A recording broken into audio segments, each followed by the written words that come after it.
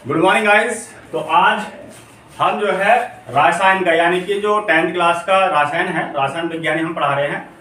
तो इसमें चल रहा है अम्ल, क्षार और लवण।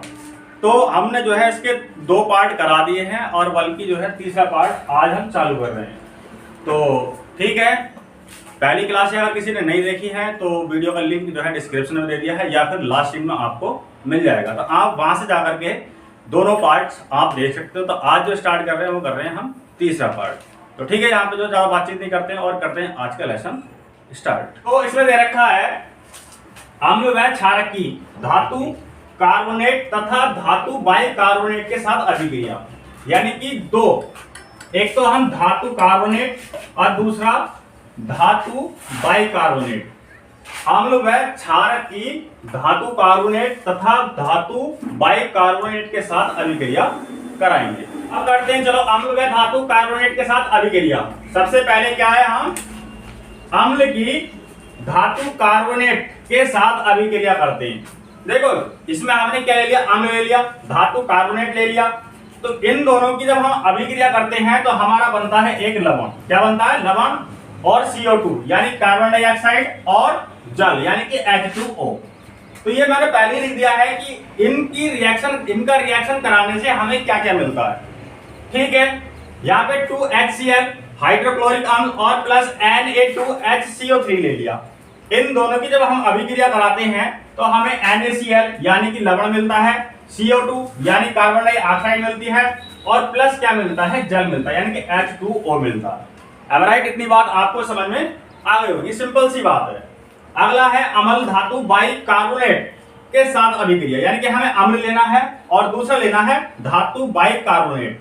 जब हम इन दोनों की अभिक्रिया करते हैं तो हमें जो है क्या लवण मिलता है, कार्बन डाइऑक्साइड मिलती है, प्लस जल मिलता है, यानी कि 3 चीजें हमें मिलती हैं। चलो ठीक है, करते हैं फिर अभिक्रिया। हमने क्या यहाँ पे 2HCl ले लिया और NaHCO3 ले लिया। इन दोनों की जब हम अभिक्रिया कराएंगे इसके साथ तो हमें क्या है, NaCl यानी कि साधारण नमक मिलेगा, प्लस CO2 कार्बन डाइऑक्साइड और H2O यानी कि पानी। ये क्या है? आपका लवण है। यह आपका लवण हो गया, ये गैस हो गई कार्बन डाइऑक्साइड और यह आपका पानी हो गया। तो ये क्या है? साधारण नमक है वाल को आपका NaCl। ठीक है, आई होप इतनी बात आपको समझ में आ गई होगी। और नेक्स्ट की प्रक्रिया आगे देखते हैं। ठीक है, अब दे रखा है आपको क्षारक धातु कार्बोनेट और दूसरा धातु बाइकार्बोनेट के साथ अभिक्रिया नहीं करता। यानी कि पहले क्या है, हमने अम्ल के साथ क्या है अभिक्रिया करी थी, मगर अम्लों के साथ में क्या है वो अभिक्रिया कर रहा है, मगर यहाँ क्या है धातु कार्बोनेट और धातु बाइकार्बोनेट क्षारक के साथ में अभिक्रिया नहीं करते हैं। ठीक है, तो नोट करके मैंने यहाँ पे आपको बता ही दिया कि क्षारक जो है ना तो धातु कार्बोनेट और धातु बाइकार्बोनेट के साथ अभिक्रिया नहीं करते हैं। आगे है कि CO2 को चूने के पानी से प्रभावित करने पर पानी दूधिया हो जाता है। पानी कैसा हो जाता है? दूधिया। जैसे CaOH का होल ट्वाइस प्लस CO2 यानी कि CaCO3 प्लस H2O। ठीक है, तो यहाँ पे क्या है आपका, ये आया कैल्शियम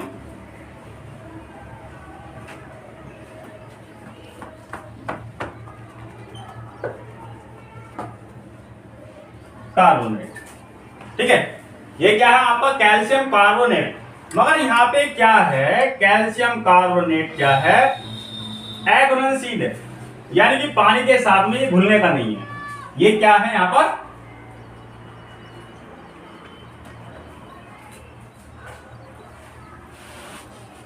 अघुलनशील। ठीक है, ये जो है इसमें क्या है मिक्स नहीं होगा। ठीक, जैसे अब क्या है कि CO2 को चूने के पानी से प्रभावित करने पर पानी कैसा रहता है? दूधिया। यानी कि जो पानी निकलेगा ये कैसा हो जाएगा हमारा? दूधिया हो जाएगा। कैसा? दूधिया। अब दे रखा है आपको कि अम्ल व क्षारक की एक दूसरे के साथ अभिक्रिया, यानी कि पहले क्या है हम अलग अलग पदार्थों के साथ अभिक्रिया करा रहे थे, मगर अब क्या है, एक तो हम अम्ल लेंगे और दूसरा क्षारक। इन दोनों की क्या कराएंगे हम आपस में अभिक्रिया, यानी कि एक होना चाहिए अम्ल और दूसरा होना चाहिए क्षार। चलो देखते हैं कि क्या रिएक्शन आता है। तो उदासीनीकरण अभिक्रिया। ये क्या कहलाएगी हमारी उदासीनीकरण अभिक्रिया है। ठीक है, देखते हैं उदासीनीकरण अभिक्रिया में होता क्या है। जब अम्ल व क्षारक परस्पर अभिक्रिया करके एक दूसरे के प्रभाव को समाप्त कर लवण तथा जल का निर्माण करके देता है।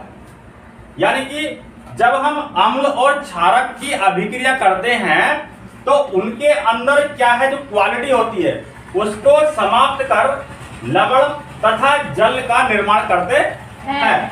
जैसे हमने अम्ल को ले लिया, यहाँ पर अम्ल और प्लस ले लिया क्षारक, यानी कि जब हम इन दोनों की आपस में अगर अभिक्रिया करते हैं, इन दोनों को मिला देते हैं, तो हमें जो प्राप्त होता है वो होता है एक तो लवण और दूसरा होता है जल।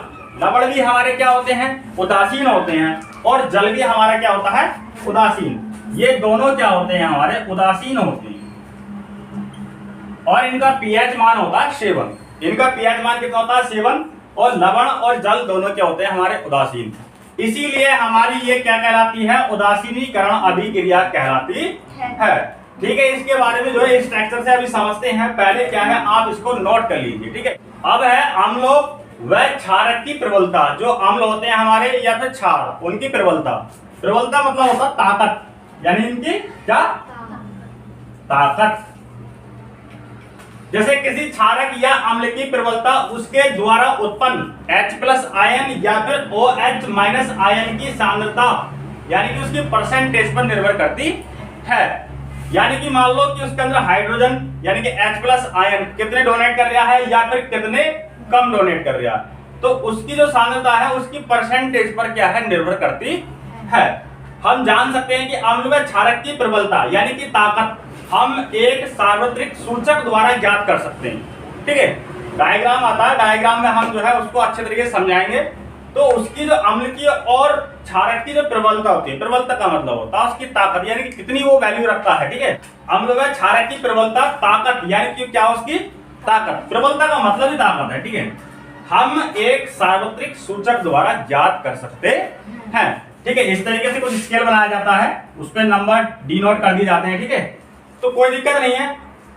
पहले जो है आप इतने को नोट कर लीजिए, डायग्राम के द्वारा उसको बहुत बढ़िया तरीके से समझाएंगे और आपके ये क्या सब क्लियर हो जाएगा। ठीक है, कहाँ से ये H+ इतने आयन डोनेट करता है, कितने कम होते हैं इसके। ठीक है, जो भी कुछ है ऑल बायोडेटा वो सब आपके समझ में आ जाएगा। ठीक है, तो अब क्या है, आपको दे रखा है सार्वभौमिक सूचक या सार्वत्रिक सूचक। बात एक ही है, या तो सार्वभौमिक सूचक बोल दो या फिर सार्वत्रिक सूचक।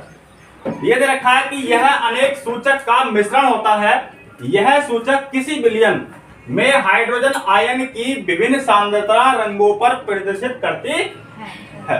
ठीक है, अब रंगों पे प्रदर्शित करती है, यानी कि जैसे अम्ल है। ठीक है, अम्ल हम मान लीजिए क्या हमारे पास HCl है। HCl में अगर हम कुछ क्षार गिरते हैं या फिर अन्य कोई पदार्थ गिरते हैं तो वो क्या है, उसका रंग क्या होता था, चेंज हो जाता है। ठीक है, तो रंगों पे प्रदर्शित करती है। यानी कि जो हमारा पीएच स्केल है अम्लीय, यानी कि अम्ल के जो रंग है वो अलग रहेंगे, क्षार के जो है वो अलग रहेंगे। अब यहां समझ लीजिए, इसे बाद में समझेंगे, पहले इसे समझते हैं। ये क्या है, हमारा एक स्केल है। क्या है ये स्केल। स्केल में क्या है 1 2 3 4 5 6 8 9 और 14 तक आपको क्या दे रखे हैं, डिजिट दे रखे हैं। अब इसमें हमने जो है ये लिखा क्यों है, बनाया क्यों है। ठीक है, इसको भी बनाते हैं। यहाँ पे क्या है 1 2 3 4 5 7, यानी कि यहाँ तक जो हमारे रहते हैं वो रहते हैं अम्लीय। जो भी पदार्थ होंगे वो कैसे रहेंगे, हमारे अम्लीय, यानी 7 से कम जो रहेंगे वो रहेंगे अम्लीय, और 7 से ज्यादा जो रहेंगे वो रहेंगे हमारे क्षारकीय। जैसे HCl है और इसमें क्षारकीय में क्या, जैसे NaOH है। ठीक है, तो इस तरीके के जो पदार्थ है, यानी कि क्षारकीय पदार्थों का जो पीएच मान जो होता है वो 7 से अधिक होता है, और अम्लीय पदार्थों का जो पीएच मान होता है वो 7 से कम होता है। ठीक है, अब बात आती है कि 7 की, किसकी, 7 की। 7 पे जो होता है वो होता है हमारा उदासीन। जैसे उदासीन या फिर लवणीय या लवण। ठीक है, उदासीन और लवण, 7 पे हमारे लवण होते हैं। ठीक है, उदासीन होते हैं और क्या होते हैं, वो लवण होते हैं। इतनी बात तो आपको समझ में आ गई होगी कि 7 से कम अम्लीय और 7 से अधिक क्षारीय, और 7 पे जो आ रहा है वो होगा हमारा उदासीन यानी कि लवणीय। और एक डायग्राम मैंने और बनाया है, अभी एक पीएच स्केल मैंने पीछे बनाया था डिजिट के साथ में, और ये थोड़ा अलग हटके बनाया है। तो पहले मैं कई बार आपसे बोल चुका हूं कि अम्ल जो है वो H+ आयन डोनेट करते हैं, और जो क्षार होते हैं, क्षारक होते हैं, वो OH- आयन डोनेट करते हैं। तो इसमें जो रोल होता है वो होता है हाइड्रोजन का। किसका? हाइड्रोजन का। अब जो 7 है, पीएच मान यहाँ पे कितना 7 है, 7 को उदासीन हो गया, तो इधर के क्या हमारे अम्लीय होंगे और इधर के क्षार है या क्षारीय, ठीक है, और इधर के अम्लीय, ठीक है। जितने भी पदार्थ होंगे 7 से कम अम्लीय, 7 से अधिक क्षारीय, ठीक है। तो इसमें जो हम समझाने वाले हैं कि जो अम्ल है, अम्ल H+ आयन डोनेट करते हैं, और जो क्षारीय होते हैं क्षारक वो OH- आयन डोनेट करते हैं। यहां से देखते हैं कि हमारा जो ये ग्राफ है, ग्राफ यहां से चला, ये गया और ये पहुंच गया, यानी कि ये जो दर्शा रहा है, ये सब जितना भी है, ये जो दर्शा रहा है, ये दर्शा रहा है हमारा हाइड्रोजन को, ये हाइड्रोजन को दर्शा रहा है। जब हम अम्ल में यानी कि pH 7 से कम है, तो यहाँ पर क्या है, हाइड्रोजन बहुत ज्यादा मात्रा में है। यहाँ पे आपको बहुत ज्यादा हो गई, यहाँ थोड़ी कम हो गई, यहाँ थोड़ी कम, यहाँ थोड़ी और कम हो गई, यहाँ थोड़ी और कम, यहाँ पे और थोड़ी कम हो गई। इधर कुछ जैसे हम चलते गए तो हाइड्रोजन की जो मात्रा है वो कम होती चली गई। यानी कि जो अगर हम इधर की ओर से चलें, इधर से चल रहे हैं, तो हमारा क्या है, हाइड्रोजन बढ़ेगा। इधर से इधर को चलेंगे तो हमारा हाइड्रोजन क्या है, वो प्लस होगा। क्या होगा? प्लस। अगर हम जब इधर से इधर को चलेंगे, इधर से इधर को चलेंगे, तो हाइड्रोजन क्या है हमारा माइनस हो रहा है, यानी कि घट रहा है। जब आप देख रहे हो क्षार में जब हम आ रहे हैं, तो यहाँ पे आकर के बहुत कम हो गया हाइड्रोजन, इसलिए क्या है, ये H+ आयन डोनेट करते हैं, और जो क्षार हैं वो OH- आयन डोनेट करते हैं। अब है आपका दैनिक जीवन में पीएच का महत्व। देखो बच्चों, ये क्या है, काफी इंपॉर्टेंट क्वेश्चन है, और बोर्ड के एग्जाम में मैंने कई बार जो है इस क्वेश्चन को देखा है, तो आप इसको वेरी मोस्ट लगा लें। मोस्ट तो खैर सभी होते हैं, सभी याद करने, मगर ज्यादा बार अगर रिपीट अगर क्वेश्चन किया गया है इस लेसन में से, तो ये किया गया, ठीक है। तो दैनिक जीवन में पीएच का महत्व याद रखना, मैंने लिख दिया उधर। अब देखते हैं क्या होता है। पहला दे रखा है कि हमारा शरीर 7 से 7.8 pH के बीच कार्य करता है। दूसरा है वर्षा के जल का pH मान 5.6 से कम होता है या कम हो जाता है, कम हो जाता है, तो अम्लीय वर्षा कहलाती है। अगर मान लीजिए 5 या 7 से अगर ऊपर अगर pH मान होता है, तो हमारी जो वर्षा होगी वो होगी क्षारीय। अगर कम है तो क्या होगा, अम्लीय। तो इसलिए कहते हैं कि जो बारिश जो है काफी समय के बाद जो होया करे, तो उस बारिश में मत नहाया करो, क्योंकि या तो वो अम्लीय हो सकती है, फिर क्षारीय हो सकती है, तो तुम्हारे शरीर पे क्या वो इफेक्ट डाल सकती है। तीसरा है मुंह का pH मान 5.5 से होने पर दांतों का क्षय प्रारंभ हो जाता है।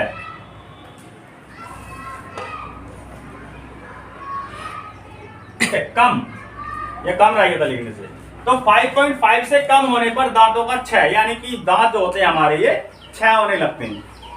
अगला है मधुमक्खी का डंक अम्ल छोड़ता है। मधुमक्खी का, जब मधुमक्खी देखी होगा आपने, सबने देखी, किसी ने, सबने देखी, नॉर्मल सी बात है।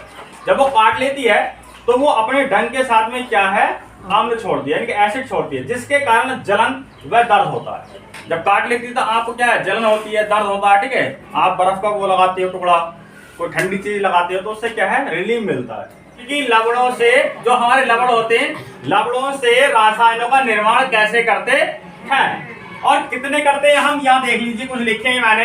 सोडियम हाइड्रोक्साइड का निर्माण, दूसरा व्यंजक चूर्ण का निर्माण, अगला है बैंकिंग सोडे का निर्माण, अगला धोने के सोडे का निर्माण, अगला ये पैर थोड़ा वैसा बन गया, प्लास्टर ऑफ पेरिस का निर्माण। अब किस तरीके से निर्माण होता है, कैसे होता है, कैसे इनमें अभिक्रिया होती है, क्या क्या चीज को हम मिक्स करते हैं, तो पहले क्या है, आप इसको लिख लीजिए और इसके बारे में डिटेल से बताते हैं, ठीक है। तो पहले नोट कर लो इसको, जितने भी ये आपको जो है पॉइंट दे रखे हैं, 1 2 3 4 5, ओके। अब आगे दे रखा आपको जो सबसे पहला है वो क्या है, सोडियम हाइड्रोक्साइड, ठीक है, यानी कि NaOH, सोडियम हाइड्रोक्साइड को क्या बोलते हैं हम? NaOH। ठीक है ना, याद रखा करो, तुम भूल जाते हो। तो पहले देखा क्या है इसका निर्माण, इसका निर्माण कैसे होता है। तो देख लीजिए कि सोडियम हाइड्रोक्साइड के जलीय विलयन से विद्युत प्रवाहित करने पर यह वियोजित हाइड्रोक्साइड उत्पन्न करता है। यानी कि जब हम सोडियम हाइड्रोक्साइड के जलीय विलयन से या जलीय विलयन से क्या करते हैं हम, विद्युत प्रवाहित करने पर यानी कि बिजली प्रवाहित करने पर ये क्या होता है, वियोजित हो जाता है यानी कि टूट जाता है। तो क्या उत्पन्न करता है, ये हाइड्रोक्साइड उत्पन्न करता है। जैसे 2NaCl, ठीक है, 2NaCl sodium chloride plus H2O यानी कि पानी। तो हमारा क्या आया 2NaOH, क्या आया हमारे पास 2NaOH और प्लस क्या आया Cl2 और अगला हाइड्रोजन, यानी कि हाइड्रोजन और 2NaOH और प्लस क्या आया Cl2। ठीक है, अगला जो रखा है एनोड पर। एनोड पर क्या होता है, जो Cl2 गैस होती है, ठीक है, ये निकलती है। किस पर निकलती है? एनोड पर। कैथोड पर जो निकलती है वो निकलती है हमारी H2 यानी कि हाइड्रोजन, और कैथोड के पास यानी कि उसके पास में NaOH विलयन बनता है। अब इनका उपयोग क्या है, इतनी बात तो आपको समझ में आ गई होगी जरूर, ये और ये। अब इनके उपयोग क्या होते हैं, जैसे Cl2 है, Cl2 का जो उपयोग होता है हमारा वो जल की स्वच्छता के लिए होता है। किसकी स्वच्छता के लिए? जल की। अगला है हाइड्रोजन। हाइड्रोजन क्या है, ईंधन के लिए हम क्या उपयोग करते हैं, NaOH। NaOH जो है ग्रीज हटाने के लिए या फिर साबुन बनाने के लिए। आप घर पे जो साबुन लगाते हो या कपड़े धोते हो तो उसमें क्या है NaOH यानी क्षारीय होती है बाल को वो, ठीक है, कैसी होती है? क्षारीय। अब दे रखा है दूसरा व्यंजक चूर्ण यानी कि CaOCl2। इसको हम क्या है ब्लीचिंग पाउडर भी बोलते हैं, या तो ब्लीचिंग पाउडर बोलते हैं या फिर व्यंजक चूर्ण, बात एक ही है। ठीक है, और जो इसका सूत्र होता है वो CaOCl2 होता है, याद कर लेना, ठीक है इसको। और इसका निर्माण कैसे होता है, निर्माण देख लेते हैं। निर्माण जो होता है कि शुष्क भुजे हुए चूने यानी कि CaOH का होल ट्वाइस पर क्लोरीन की क्रिया से व्यंजक चूर्ण का निर्माण होता है। यानी कि एक बार और रिपीट कर लेते हैं, शुष्क भुजे हुए चूने पर, यानी कि शुष्क भुजा हुआ चूना क्या है हमारे पास CaOH का होल ट्वाइस पर क्लोरीन यानी कि Cl, क्लोरीन की क्रिया से व्यंजक चूर्ण का निर्माण होता है। ठीक, थोड़ी मिस्टेक हो गई, पहले क्या है मैंने समीकरण गलत लिख गई थी, ठीक है, तो कोई दिक्कत नहीं है, मैं रिकवर कर दिया। यहाँ पे Cl2 था लिखा हुआ और यहाँ पे Cl था, ठीक है, वो गलती से लिख दिया। दिमाग भैया गर्मी हो रही है बहुत ज्यादा, दिमाग कहीं का कहीं चल रहा है, कोई दिक्कत नहीं हो जाता ऐसा। तो यहाँ पे क्या है समीकरण दे रखा है आपको CaOH का होल ट्वाइस प्लस Cl2, और जब इन दोनों की हमने अभिक्रिया करी तो हमारे पास जो पाया गया वो पाया गया CaOCl2 प्लस H2O यानी कि पानी। H2O क्या था हमारा पानी, और CaOCl2 यानी कि कैल्शियम ऑक्सीक्लोराइड। ठीक है, हमारे पास क्या है ये दो चीजें यहाँ पर मिली। तो आई होप इतनी बात तो आपको जरूर समझ में आ गई होगी। ये अब आगे दे रखा है इनका उपयोग। इसका उपयोग होता कहाँ है, किसका? व्यंजक चूर्ण या फिर ब्लीचिंग पाउडर का। देख लेते हैं कहाँ कहाँ इसका उपयोग होता है। तो पहला उपयोग है कि वस्त्र उद्योग के लिनेन को साफ करने के लिए इसका उपयोग किया जाता है। दूसरा है कागज की फैक्ट्री में लकड़ी के मज्जा के व्यंजन के लिए इसका निर्माण किया जाता है। ठीक है, तो आई होप ये सिंपल सी बात है, आपको जरूर समझ में आ गई होगी। अगला दे रखा है आपको तीसरा बेकिंग सोडा यानी कि NaHCO3। ठीक है, मगर इसमें क्या है कि यह एक दुर्बल असंक्षारक है। क्या है ये? ठीक, असंक्षारक दुर्बल है। अब इसको जो बनाने के यानी निर्माण जो होता है इसका NaCl प्लस CO2 और प्लस H2O प्लस NH3। ठीक है, यानी कि NaCl सोडियम क्लोराइड, ये क्या है? क्या है ये है कार्बन डाइऑक्साइड। क्या है? Carbon dioxide. ये आपको पानी और ये अमोनिया। जब इनका रिएक्शन हुआ तो हमें क्या मिला? NH4Cl। ठीक है, यहाँ पे सर्कल बन जाए, NH4Cl मिला प्लस क्या मिला हमें? NaHCO3 यानी कि बेकिंग सोडा। हमारे पास हमें क्या मिला फिर? Baking soda. अब इसमें एक चीज और होती है कि खाना पकाते समय गर्म करने पर, यहाँ पे इस चीज को और समझ लो, फिर बाद में इसे समझना। ठीक है, कि इसका उपयोग, इससे पहले आप इसे समझ लो। तो खाना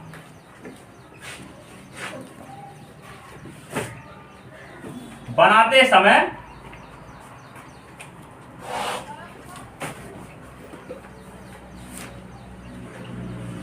गरम करने पर, ठीक है, कि खाना बनाते समय गरम करने पर, जैसे मान लीजिए हम क्या छोले बनाते हैं या फिर कोई ऐसा हार्ड फूड बनाते हैं कि वो गलता नहीं, गलाने के लिए हम क्या कहते हैं, उसमें बेकिंग सोडा कहते हैं, ठीक है। मगर हम दुकान में जाकर क्या कहते हैं, हमें सोडा दे दो, हमें ये पता नहीं होता है कि सोडा कौन सा, ठीक है।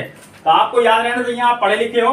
तो खाना बनाते समय गरम करने पर, भाई खाने में आप गिरोगे, सब्जी उबल रही है तो उसमें हमने सोडा गिरा, बेकिंग सोडा गिरा, तब वो क्या होता है कि गर्म होने पर क्या होता है, उसका गर्म होने पर क्या होता है, जैसे हम बेकिंग सोडे को जब हम गर्म करेंगे तो उसके अंदर से क्या क्या निकलेगा, उसके अंदर से क्या क्या निकलेगा, ठीक है। हमने ये बेकिंग सोडा ले लिया, इसको कर दिया हमने हीट, यानी कि गर्म कर दिया, तो हमारे पास क्या मिल रहा है, Na2CO3 मिला प्लस H2O पानी मिला और CO2 कार्बन डाइऑक्साइड। जब हम सब्जी बनाते हैं तो जो भाप निकलती है ना उसकी, उस भाप के साथ में क्या है, हमारी कार्बन डाइऑक्साइड भी निकलेगी, ठीक है। तो अब चलो इतनी बात भी आपके समझ में जरूर आ गई होगी। अब दे रखा उपयोग, तो उपयोग क्या था, पहला उपयोग जो है बेकिंग पाउडर बनाने के लिए। देखो बेकिंग सोडा, ये बेकिंग एक अलग चीज है और बेकिंग पाउडर क्या है, ये एक अलग चीज है, ठीक है। तो इसका पहला उपयोग जो है बेकिंग पाउडर बनाने के लिए किया जाता है। दूसरा क्या है, यह एंटीसीड का एक संघटक है, ठीक है, क्या है, संघटक। तीसरा है अग्निशामक में इस्तेमाल किया जाता है। देखो यह एक एंटीसीड का एक संघटक है। आप थोड़ा डाउट रह होगा, बच्चे हमारे पास पता है कैसे हैं, ये डाउट को क्लियर ही नहीं करते, ठीक है, देखते रहेंगे इस तरीके से।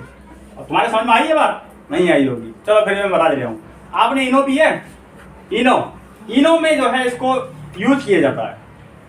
अरे इनो जब गैस हो जाती है, एसिडिटी हो जाती है, पीते नहीं पीते हैं आप, जब उसे पानी में गिरते तो कितने बुरी तरीके से उबलती है वो। तो इसी तरीके से क्या है, ये क्या है, इनो वगैरह में ऐसी ऐसी चीजों में क्या है, यूज किया जाता है।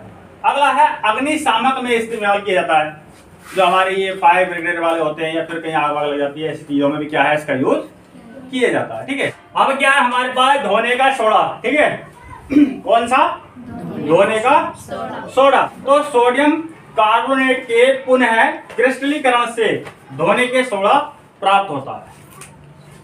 अब तुम ये सोच रहे हो सोडियम कार्बोनेट क्या है, वो आपको पीछे पढ़ा दिया। जैसे Na2CO3 प्लस H2O, जब हम इनकी अभिक्रिया करते हैं तो हमें क्या प्राप्त होता है, NaCO3 और इंटू 10H2O, ये प्राप्त होता है, ठीक है। उपयोग क्या क्या है इसके, जैसे कांच के लिए, साबुन के लिए, कांच के जो बड़े बड़े उद्योग होते हैं, फैक्ट्री होती हैं, तो वहां पर क्या है, इसका बहुत ज्यादा यूज किया जाता है। दूसरा घरों में साफ सफाई के लिए, साफ सफाई के लिए भी इसका क्या है, यूज किया जाता है। तीसरा जल की स्थायी कठोरता के लिए, यानी कि जल की स्थायी कठोरता को बढ़ाने के लिए हमें किसका प्रयोग करना पड़ता है, धोने के सोडे का, ठीक है। प्लास्टर ऑफ पेरिस, इसको हम जो है शॉर्ट फॉर्म में बोल सकते हैं POP, यानी P प्लास्टर, O का मतलब ऑफ, P का मतलब पेरिस, यानी कि प्लास्टर ऑफ पेरिस। इसका जो फॉर्मूला होता है वो होता है CaSO4 इंटू 1/H2O, याद कर लेना, ठीक है। इसको जिप्सम को 373 केल्विन या फिर 100 डिग्री सेल्सियस पर गर्म करने पर यह जल के अणु त्याग कर कैल्शियम सल्फेट आद्र हाइड्रेट बनाता है। यानी कि जब हम इसे 373 केल्विन या फिर 100 डिग्री सेल्सियस पर जब हम गर्म करते हैं तो ये क्या करता है, जल के अणुओं का त्याग करके क्या बनाता है, कैल्शियम सल्फेट आद्र हाइड्रेट बना देता है। समझ गए इतनी बात। दूसरी बात यह है, इस सफेद चूर्ण को जल में मिलाने पर यह फिर से जिप्सम बन जाता है। अब पहले क्या था, हमने 100 डिग्री सेल्सियस पे क्या है, हमने इसको गर्म कर लिया, हीट दी, तो इसने जो क्या है, जल के अणुओं को त्याग कर दिया, जल के अणुओं का क्या कर दिया, त्याग कर दिया। अगर हम ये जगह दोबारा दोहराएं कि इस सफेद चूर्ण को जल में मिलाने पर यह फिर से क्या बन जाता है, जिप्सम बन जाता है, जिप्सिम नहीं, जिप्सम। जैसे CaSO4 इंटू 1/H2O प्लस 1 सही या 1 सही 1/2 H2O, आगे दे रखा CaSO4 इंटू 2H2O, ठीक है। मान लीजिए ये तो आपका जिप्सम हो गया, ये क्या पे यहाँ पे आधे अणु होते हैं, इसके क्या होते हैं, जल के आधे अणु। हमारा एक तो कैल्शियम सल्फेट आपको मिल ही रहा है, और यहाँ पर क्या है, जल के आधे अणु देता है, और यहाँ पे क्या है, 1/2 जल के अणु देता है। ठीक है, आई होप इतनी बात आपको समझ में आ गई होगी। और दूसरी बात ये कि इनका उपयोग होता कहाँ पर है, यानी कि प्लास्टर ऑफ पेरिस का उपयोग कहाँ होता है और किस कार्य के लिए किया जाता है। तो पहला है टूटी हुई हड्डियों को सही करने में मदद, यानी कि जब अगर हमारे हाथ की हड्डी टूट जाए तो वहां पे क्या है, प्लास्टर बांधा जाता है, ताकि डॉक्टर क्या करता है, हड्डी को उसका कनेक्शन मिला करके, यानी कि एक सीधी दिशा देने के लिए हमें क्या, प्लास्टर ऑफ पेरिस का प्लास्टर लगाना पड़ता है। दूसरा है खिलौने तथा सजावट का सामान बनाने के लिए, जैसे हम बच्चे होते हैं, खिलौने खेलते हैं, है ना, खिलौने से खेलते हैं, सजावट के लिए जो सामान बनाते हैं, तो उसमें भी क्या है, हम प्लास्टर ऑफ पेरिस का प्रयोग करते हैं। या फिर तीसरा ये हो सकता है कि घर की जो दीवारें होती हैं, घर की दीवारों को चिकनाहट करने के लिए या फिर सजावट करने के लिए भी हम प्लास्टर ऑफ पेरिस का यूज कर लेते हैं। तो ठीक है, आपका जो है ये सेशन कंप्लीट हो गया है। ठीक है, तो आई होप जो है पूरी क्लास आपको समझ में जरूर आई होगी, और इसके जो है 2 पार्ट ऑलरेडी जो है बन के डल गए हैं। अगर आपने नहीं देखे हैं तो आप उन्हें देख सकते हो। और ये जो लेसन है ये कंप्लीट हो गया है, और अगले लेसन की अब बारी है। तो ठीक है, अगर आपको वीडियो पसंद आई हो तो लाइक करना, अगर चैनल पर नए हो तो चैनल को सब्सक्राइब कर लेना। इसी तरीके से जो है आप अपना सपोर्ट बनाए रखें, और हम इसी तरीके से आपको सिंपल और देसी भाषा में आपको पढ़ाते रहेंगे। ठीक है, मिलते हैं आपको नेक्स्ट कंटेंट और नेक्स्ट अध्याय के साथ। Okay, bye.